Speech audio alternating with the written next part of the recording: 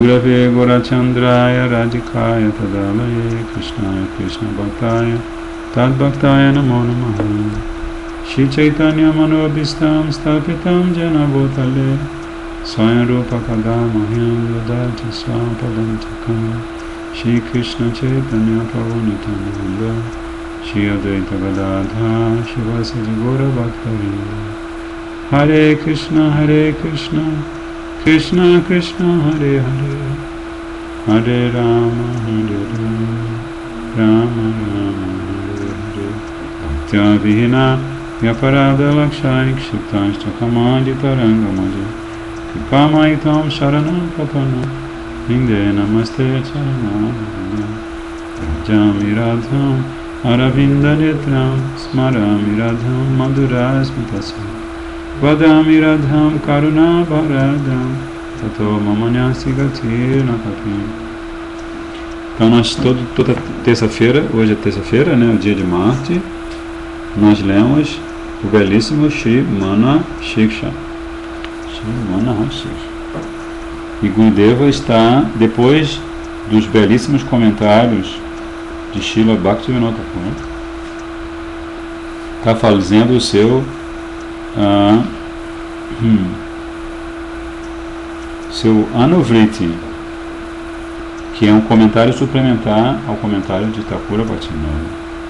E ele fala assim, em relação a esse segundo verso do Manashiksha, né? Que é aquele verso, lembra? Nadharmam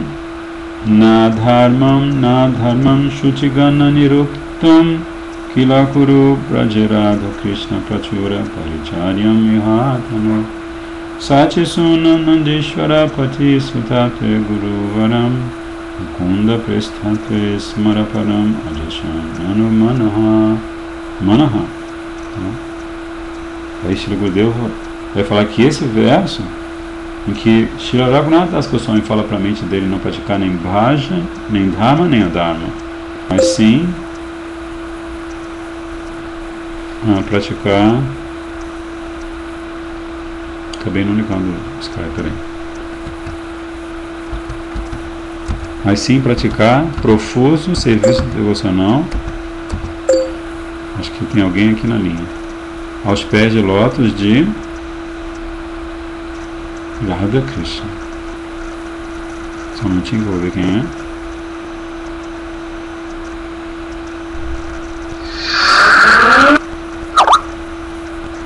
Deixa eu só falar com ela aqui que é uma coisa de seva. Não.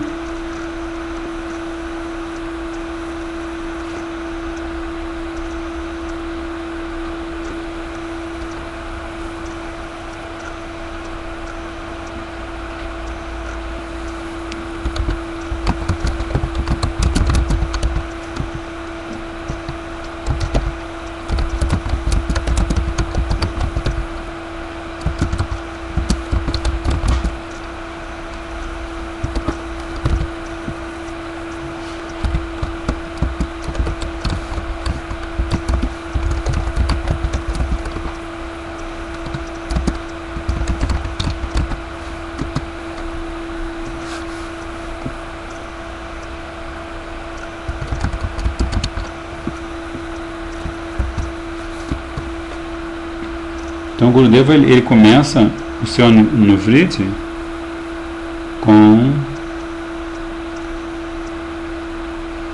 com essa frase forte. Ele diz que esse verso número 2 explica o método de bhajana, né? O Gurudeva está dizendo que Srila Raghunath Das Goswami, quando ele fala para a gente não praticar as atividades religiosas rotineiras que resultam em impiedade, dharma, ou as atividades irreligiosas que resultam em pecado, adharma, e ele está ao mesmo tempo dando a alternativa positiva, que é prestar profuso serviço amoroso a Shri Radha Krishna Yugal aqui em Braja. Ele fala aqui em Braja, pois os Shrutis afirmam que os dois, Radha Krishna, são o princípio mais elevado de adoração suprema e são os dois a suprema verdade absoluta. Depois ele fala que deve sempre meditar em Satyananda Shri Gauranga Mahaprabhu como não sendo diferente de Shinanandana, e devemos sempre nos lembrar que Gurudeva é queridíssimo de Shri Mukunda. Então, Gurudeva diz que esse verso explica o método de bhajana. Segundo os ensinamentos do primeiro verso, devemos praticar bhajan depois de abandonar todas as espécies de orgulho. Em semelhante condição, a vida mundana não pode ser mantida. Se você, o orgulho, qual é o irmão gêmeo do orgulho? É o falso ego, a ahankara, Que o orgulho é uma definição simples de orgulho, é eu me identificar com aquilo que eu não sou. Então, para eu poder preservar essa identificação falsa, eu vou construir o orgulho. Então, quando a diva olha na direção oposta de Krishna, então, pela providência de Maya, essa construção vai se estabelecendo. E aí ela fica amarrada, assim como, por exemplo, os caçadores na floresta, eles cavam um buraco bem fundo, colocam um monte de folhagem, que seria um chão falso. Aí eles têm uns apitinhos que imitam os cantos de uns passarinhos. Assim eles atraem os animais selvagens, E fazem umas coisas feias. Às vezes colocam o coelhinho, coitado, o coelhinho preso, correndo, enfim. Ele faz umas coisas feias para atrair os animais selvagens. Os animais selvagens caem dentro de um fosso profundo. Aí quando eles caem dentro do fosso profundo, eles podem fazer todo tipo de atrocidade. Mas por que eu estou falando sobre isso? Não, esqueci o fio da meada. Ah, sim.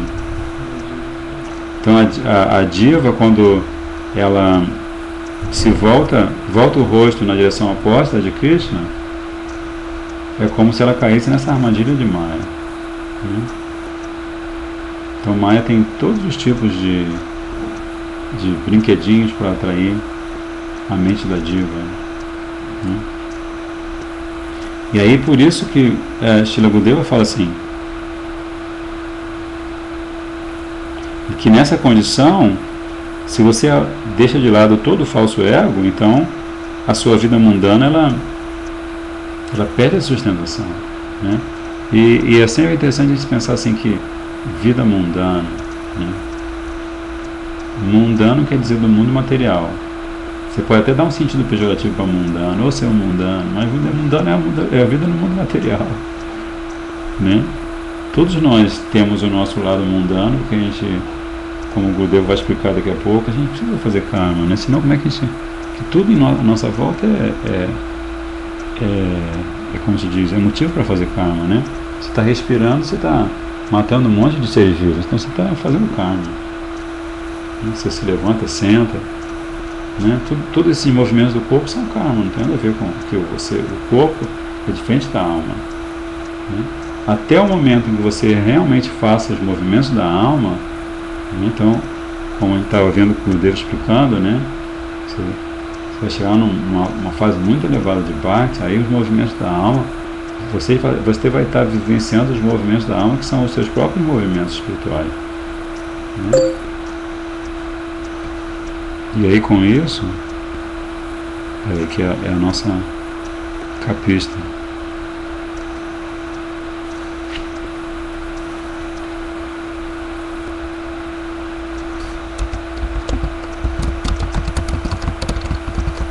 Ela está terminando a capa.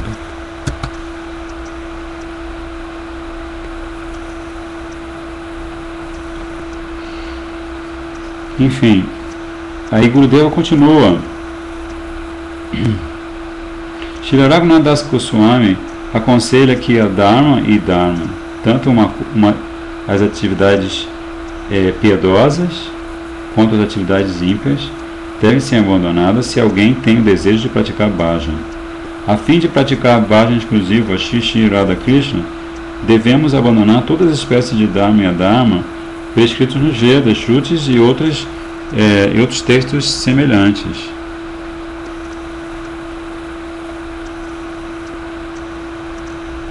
Mas, se abandonamos nossos deveres diários e ocasionais, que são Nitya e Naimitika Karma, a nossa vida, se abandonássemos, né, esses deveres, a nossa vida se tornaria difícil e haveria diversos defeitos nessa vida, né? Haveria várias falhas. Então, o que se deve fazer? Então, que Srila Raghunadas Goswami, na verdade, está propondo assim, do ponto de vista da alma continuar, está propondo uma impossibilidade, né? O Gurudev vai explicar agora. É uma possibilidade transcendental absoluta, real, mas é uma impossibilidade mundana. Aí o Gurudev fala assim: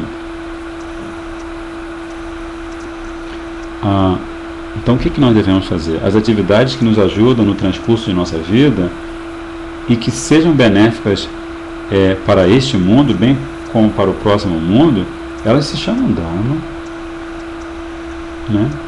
Dharma, Artha, Kama e Moksha, né? Não tem aquelas 4 atividades do ser humano. Então, assim, daqui a pouco o Gurudev vai dar um desfecho a esse raciocínio, né? Porque se você está fazendo alguma atividade que é benéfica para você ao longo dessa vida, que vai te trazer punya, e pode te trazer tanto punya, né, como Krishna diz na Gita, a gente estava lendo outro dia, se lembra? Krishna diz que alguém realiza atividades, cultiva sattva guna ao longo de toda a vida, essa pessoa, quando abandona o corpo humano, assume uma forma de deva, né? Se ela realiza atividades no modo da paixão, ela pode voltar a nascer como ser humano. Ela realiza atividades no modo da paixão, mas não se degrada ao modo da ignorância. Mas se ela se degrada ao modo da ignorância, então ela muito provavelmente vai nascer numa outra espécie de vida. Se lembra disso? O que está falando? Então aqui Gurudeva está falando sobre essa situação, né? Que os textos sagrados, eles apresentam todos, assim, como se explica às vezes, né, que os Vedas, os Puranas, as Upanishads, eles são como um manual completo para a sobrevivência da diva no mundo material também, né? Então,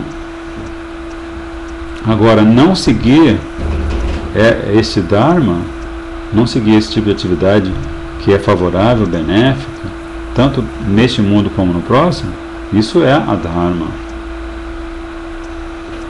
E fazer o que é contrário a isto é Vidharma. Então, uma coisa é simplesmente não seguir, chama-se Adharma. E fazer o que é contrário é Vidharma, é pior ainda, né? Se é que assim, você, na escala mundana, né? É pior ainda. Nós podemos não praticar Adharma, Vidharma e Kukarma. Kukarma quer dizer atividade nada benéfica. Mas nós precisamos seguir Dharma. Nos Shrutis, os deveres religiosos subdividem-se em Karma, Jnana e Bhakti, né? Ou seja, o dever religioso é Dharma, né? Então eles se subdividem em Karma, que é a atividade que você realiza visando recompensa, né? Jnana é o cultivo de conhecimento visando a liberação impessoal. E Bhakti, serviço devocional ao Senhor Supremo. Aí Srila Gurudeva, para demonstrar o que ele está falando, ele cita um verso do 11º canto do Srimad Bhagavatam, que diz assim: Tavat karmani kurvita na nirvidyeta yavata matkata shavana dova shada javan najayate. Shadha, aquela palavra, né? Shada javan najayate. até que despertemos o desapego dos resultados das atividades fruitivas, ou até que desenvolvamos fé em ouvir discursos relacionados a mim. Não, desculpa, vou mudar o que Krishna está falando. Até que alguém desperte desapego dos resultados da atividade fruitiva, ou até que desenvolva fé em ouvir discursos relacionados a mim, Krishna está falando, e essa pessoa precisará levar a cabo ou cumprir com seus deveres obrigatórios diários e ocasionais. Tipo, ocasional, né? Cerimônia fúnebre para o pai e para a mãe. Nesse livro, Como Viver em Sociedade e Crescer Espiritualmente, o Deus fala assim, que todos os devotos devem cuidar do pai e da mãe. Aí Shamanandiji pergunta para assim, mas de repente o pai e a mãe são hostis à consciência de Krishna, são avessos à consciência de Krishna. Ela fala assim, mesmo assim? Ele fala assim, mesmo assim, você deve, por exemplo, seu pai ou sua mãe estão idosos, né? Você deve cuidar deles, dar atenção a eles, exceto os renunciados que devem servir ao seu santo mestre. Ele fala bem assim, seu mestre divino, né? Porque supostamente se alguém está na ordem renunciada, né, ele está fazendo um voto de dar corpo, mente, palavras, ações, tudo para Krishna. Então como é que tudo que ele está prometendo oferecer aos pés de lótus de Krishna, como é que ele vai oferecer aos pés de lótus da mãe? Né? Que a mãe também tem pés de lótus para o filho, né? Isso é cultura védica. Mas ele diz que todos os outros, né, que o acham de Grihastha, né, que eles têm essa obrigação.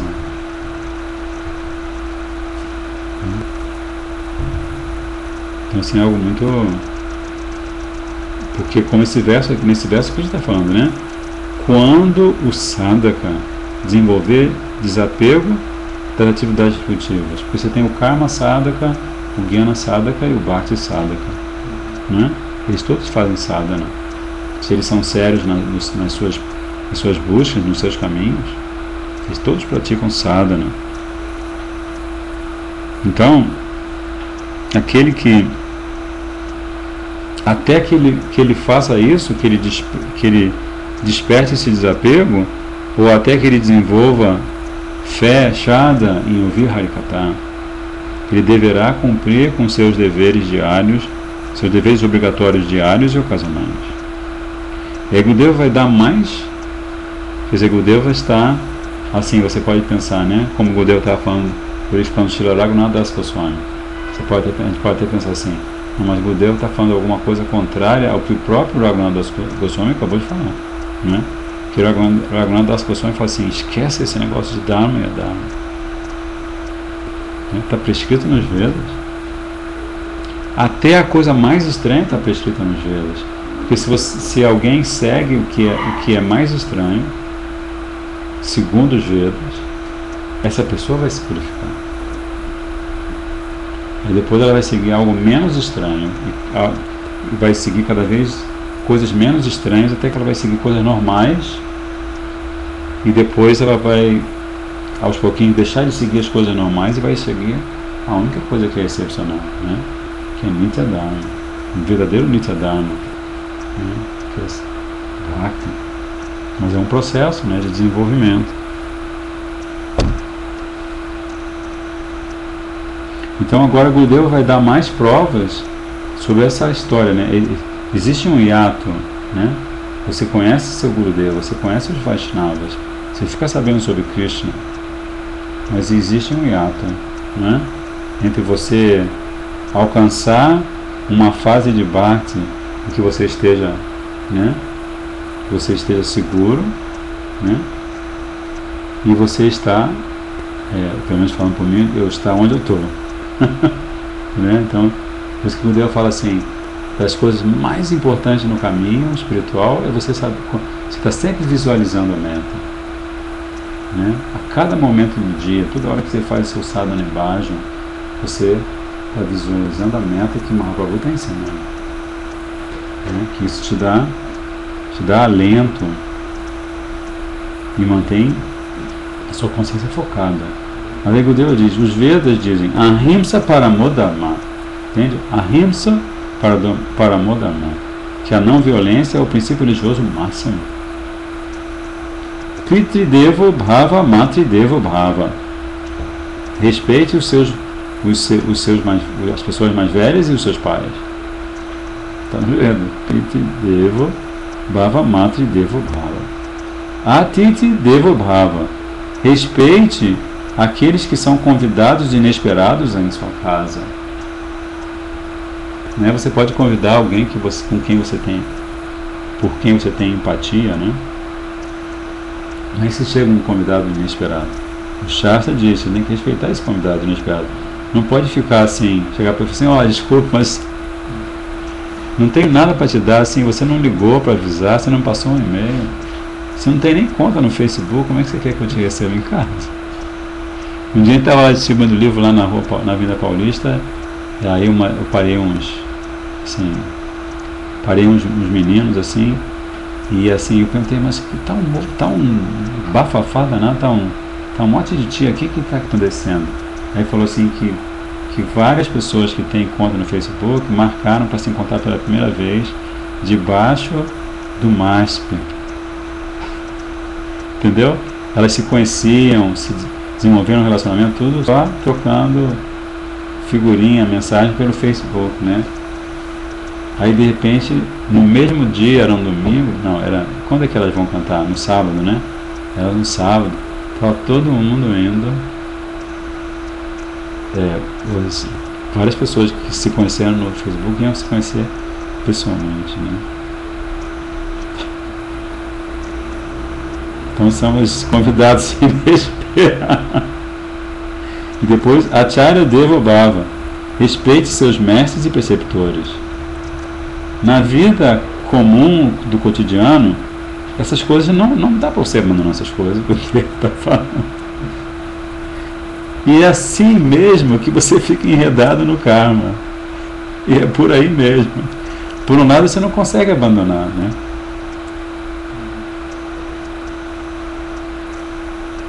Mas por outro lado você fica enredado no karma, né? É como você estava conversando no domingo, você está tentando se concentrar no seu sadhana bhajan, fazer seu seva, aí você vai fazer um programa para o público, aí as pessoas sentam do seu lado, você cruza com elas levaram um livro de Gudeva, elas começam a falar uma série de coisas que não tem nada a ver com o foco que você quer ter, né? Aí como é que você faz, né? Então assim, é meio impossível você não passar por essas situações. Mas essas mesmas situações enredam você no karma. Então, quando você se dá conta de que a atividade fruitiva e seus frutos resultam apenas em sofrimento, então você deseja se libertar. Na nirvideta yavata, né? É o versinho, né? Nenhum karma bom resulta em felicidade eterna. E o resultado final, mesmo do karma bom, será o sofrimento, que você vai ficar apegado. Mas se você tem um karmaço,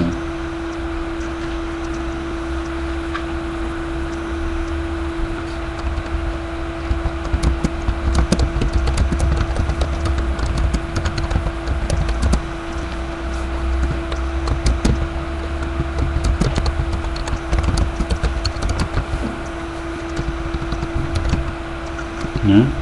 Se você tem um super punya karma,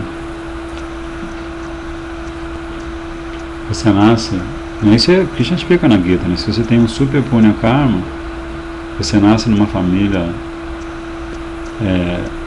bem situada, você nasce em berço de ouro, né? Você acumulou muito punya, aí você já nasce assim com um upgrade, você não precisa comprar um laptop todo arrebentado, você compra logo Qual seria o grande laptop da área? Oi? Então, mas assim...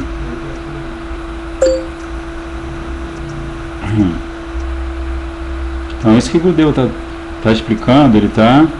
É como ele mesmo explicou, glorificando o Raghunath Das Goswami, né? Explicou que às vezes um guru fidedigno, ele vai falar alguma coisa que parece contrária ao Shastra, mas é que ele está fazendo uma análise com tanta profundidade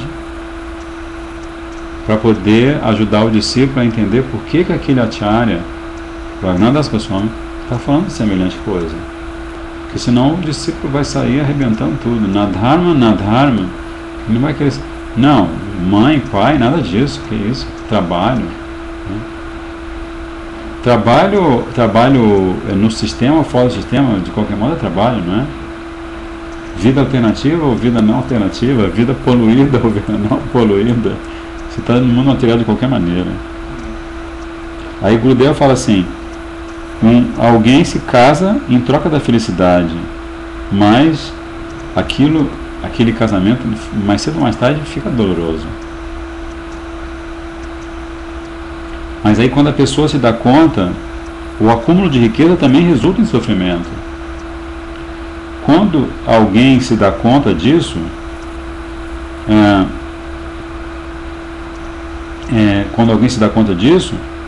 desperta nele o desapego das atividades materiais. Karma Chetani Nirveda Kritaha. O desapego é conquistado pela consciência da miséria da atividade material. Awareness. Awareness é uma palavra difícil de traduzir. Porque você tem consciousness e awareness. Consciousness é o termo usado para, como o Prabhupada dizia, né? A consciência é o sintoma da presença da alma. Quando a alma vai embora, então o corpo, aquele corpo, naturalmente perde a consciência. Ele perde o sentido de ser, né? De estar, que ele não é. O sentido de estar, né? Mas aí awareness assim, é você ter consciência no sentido de que há alguma coisa que está presente na sua consciência, no seu consciente constantemente. Então são dois níveis de consciência, né, com duas palavras diferentes. Então você ter consciência, ou você ter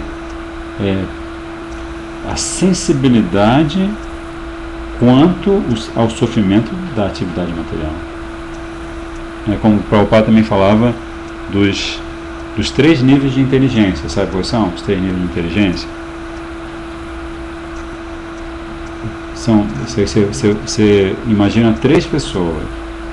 Para a primeira pessoa você fala assim, lembra? Como é que é?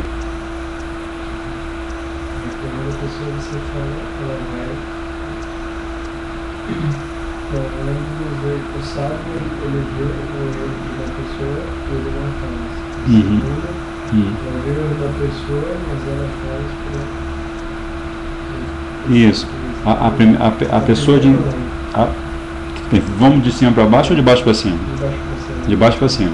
Então a primeira é aquela que recebe um bom conselho, não segue, recebe o bom conselho, continua não seguindo e vive apanhando. Tá? Esse é o primeiro nível de inteligência, ou seja, nenhuma inteligência. Inteligência obtusa. Porque uma pessoa sábia está falando, não faça isso, você vai sofrer. Ela continua fazendo. O segundo nível de inteligência, assim, não faça isso. Ela faz de qualquer modo, sofre, depois ela aprende e para de fazer. Inteligência de segunda classe. Então, primeiro inteligência de terceira classe, segunda classe. Inteligência de primeira classe, ouve uma vez, só por ouvir algum santo falando, né, o sábio falando, aí evita. Como tem aquele passatempo que Srila Bhaktivinoda Prabhupada, Bimal Prachada, era um menininho, 6 ou 8 anos, e aí na despensa da cozinha, da mãe dele, do pai dele, tinha uma manga, ele foi lá E aí a mãe chegou e falou, mas isso não estava oferecido, essa fruta não estava oferecida. Aí ele falou, naquele momento ele olhou para a mãe sério e falou assim, nunca mais.